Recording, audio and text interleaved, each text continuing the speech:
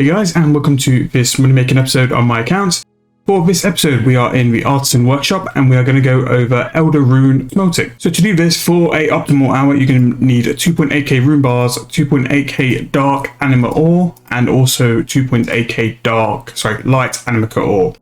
So these three ores and bars will make your Elder Rune bar, which will be the higher tier. The Elder Rune bar will be the highest tier of rune items that you can smith, and it's using things like Masterwork and all the Elder Rune armor, which goes up to +5. Now, because of the bonus XP, these can be slightly higher than normal, and as well, the ores might be slightly higher than normal as well because of that. So just make sure before buying anything to check your margins to make sure there is enough money in it. According to the wiki, if everything was to be correct and how it normally is, this can make 6.6 mil an hour and be very AFK at the same time as well.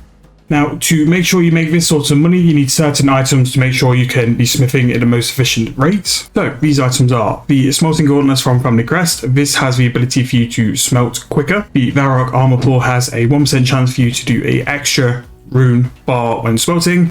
As the same for the modified Blacksmith's Helm, as well as giving a extra 1% smithing XP boost, it gives you a 1% chance to make an extra rune bar as well.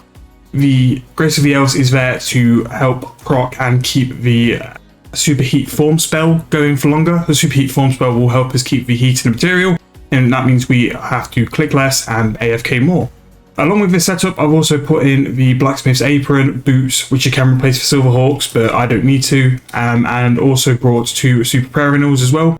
While the Grace of the Elves will reduce the prayer points that Superheat Form does need, it is nice to have a little bit of prayer renewal just so you are doing it at an optimal rate. 92 smithing will allow you to have a 10% chance of doubling a bar when smelting, which combined with the Varrock armor and the modified Blacksmith stat gives you a 12% chance to double your bar, which, looking at how well we're doing currently, is why you'll make quite a bit profit with doing this method and just smelting bars. Due to this, Superheat Form Prayer and the Grace of the Elves are equally as important. So the Superheat Form Prayer allows you to smelt the bars 0.6 seconds faster, and then when you combine this with the double rate at which you can smelt the bars at 94, means you're even quicker with smelting bars per hour. The Grace of the Elves is what keeps the prayer down and stops you having to sip prayer potions all the time, and the Super Prayer Renewals as well can pretty much manage that for the full hour.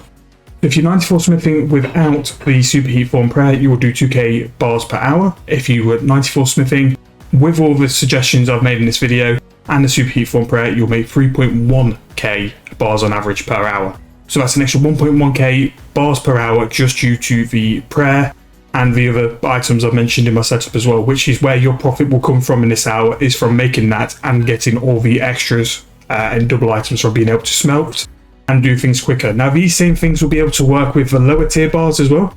It's just finding out the levels for that and making sure you have got the right setup to be able to do that as well. I'm doing Elder Rune doesn't mean other bars don't work in a similar way. Smithing has the ability to make a lot of money through the whole skill. So just going through the levels, gold ore will always make money with smelting because the price of the ore and the actual bar is more than the ore price. Rune smelting, because of the demand it's needed and the fact that you need it in Elder Rune smithing as well, will make profit. Necronium, I think it's called, is actually pretty good profit as well. It's very similar to Elder Rune. So if you are level 70 or around that level, that is an option as well. What I would say is that certain levels mean you can smelt it quicker. So for Elder Rune, you really want to be doing that sort of 99 because it really does speed up the process of making the rune bars, which is why the profit is so high. And the Necronium, I think it needs to be towards 80 for it to be the speed you want it to be as well. So just started smithing that, and as you can see, you will get a chat message every time you get an extra bar come into your info. So smithing is quite AFK. Everything is dealt with in the interface. All the bars you are making will go directly into the bar bank.